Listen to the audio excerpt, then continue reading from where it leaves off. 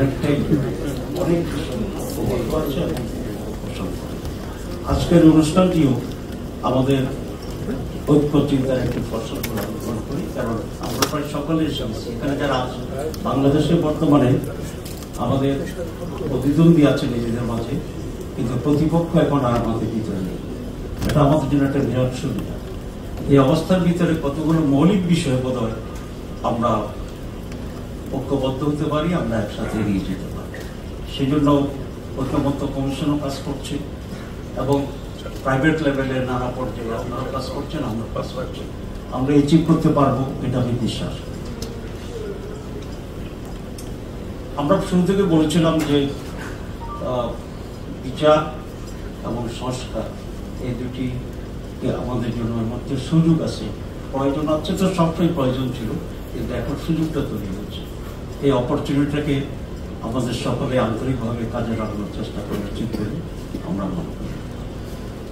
2 নম্বর হচ্ছে একটা Democratic government তো অত্যন্ত জরুরি। তার আগে আমি বলতে চাই 4টি বিষয়ে বোধহয় আমরা ঐক্যবদ্ধ হতে পারি।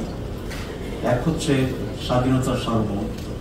সেক্ষেত্রে আমাদের জনগণের ঐক্য এবং আমাদের সামরিক যে পর্যায়টি আছে সেটাকে সকলে স্ট্যান্ডার্ড করা, আপগ্রেড করা।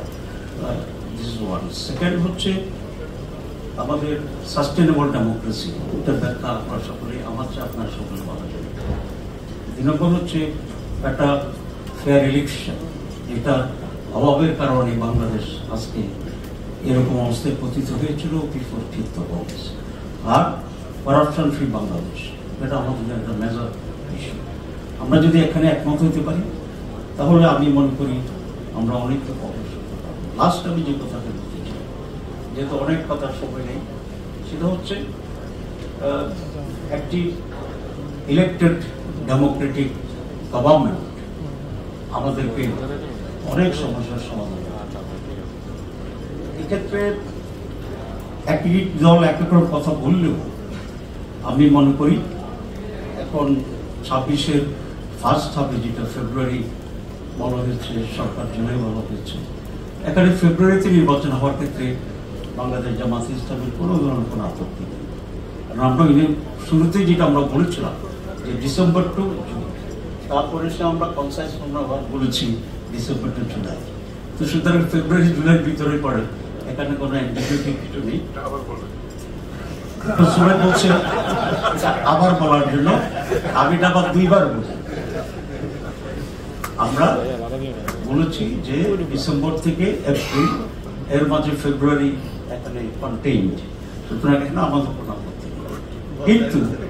কিন্তু যে বিষয়টি আমরা বুঝছি, আমাদের আমিরও গতকাল বলেছিল যে জেনাতনার একটা ইলেকশন আমরা চাই না। এই জেনাতনার ইলেকশন চাই না মানে আমরা ইলেকশন চাই না, এই বিষয়টা একটা ভুল ব্যাখ্যা দেওয়া হচ্ছে এবং সন্দেহ তৈরি করা হচ্ছে।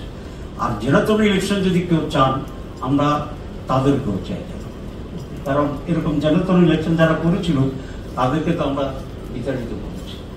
এবং বাংলাদেশে যদি আরেকটি জেনাতন নির্বাচন হয়, তাহলে ঐক্য, অনৈক্য, সংস্কার দেশে টিপার আশঙ্কা দেখা দেয়। এটি হচ্ছে আমাদের বক্তব্য এবং আমরা একটু সিরিয়াস। এক্ষেত্রে আমি মনে করি সকল রাজনৈতিক দলকে ঐক্যমত্য আসা উচিত এবং একটা ফেয়ার ইলেকশন কিভাবে হতে পারে সেই ব্যাপারে আমরা নিজেদের ভিতরে ডায়লগ করতে পারি এবং দি পলিটিক্যাল পার্টিস। এবং আমি আশা করি সেরকম যদি আমরা ডায়লগে এঙ্গেজ করি, তাহলে আরো যে সমস্ত কিছু ডিফারেন্স আছে সেটা দূর হয়ে যেতে পারে। আমি 3-এর নোটিশ পাইনি, এখন শেষ করবো।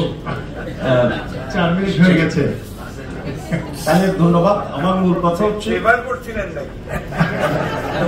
আমরা দেখাচ্ছিলাম, আমার মনে হয় আমি যা বলছি কথাটা ওরা চাচ্ছেন বলি, সেই কারণে।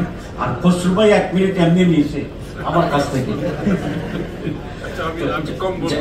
আমার মূল কথা হচ্ছে এই যে আমাদের মাঝে তো ডিফারেন্স থাকবে, যেমন ট্রেডিশনাল ইলেকশনের বিপরীতে আমরা ক্লিয়ার চাচ্ছি, আমরা লোকাল গভর্নমেন্ট ইলেকশন, জাতীয় ইলেকশন আগে চাচ্ছি। এটা আমাদের দলীয় এজেন্ডা, অন্যদের অন্য এজেন্ডা আছে। এটা প্রত্যেকের দলের এজেন্ডা ডিফারেন্ট হইলেই বানসালের ষড়যন্ত্র হচ্ছে, ইলেকশন চাচ্ছে না, ঠিক নাই, এগুলো বলাটা আমি মনে করি ষড়যন্ত্রের একটা অংশ হতে পারে। তো এই কারণে আমি মনে করি আমাদের যে সহযোগ আছে, আমাদের যে আন্তরিকতা আছে, আমাদের রাষ্ট্রের ব্যাপারে, দেশের ব্যাপারে যে আমরা সিনসিয়ার আছি, এটাকে সামনে রেখে আমাদের ডিফারেন্সটাকে যত মিনিমাইজ করা যায় through dialogue, inter party through dialogue like this type of seminar, এটা আমাদেরকে সাহায্য করবে এবং আমরা পরাজিত হব না ইনশাআল্লাহ।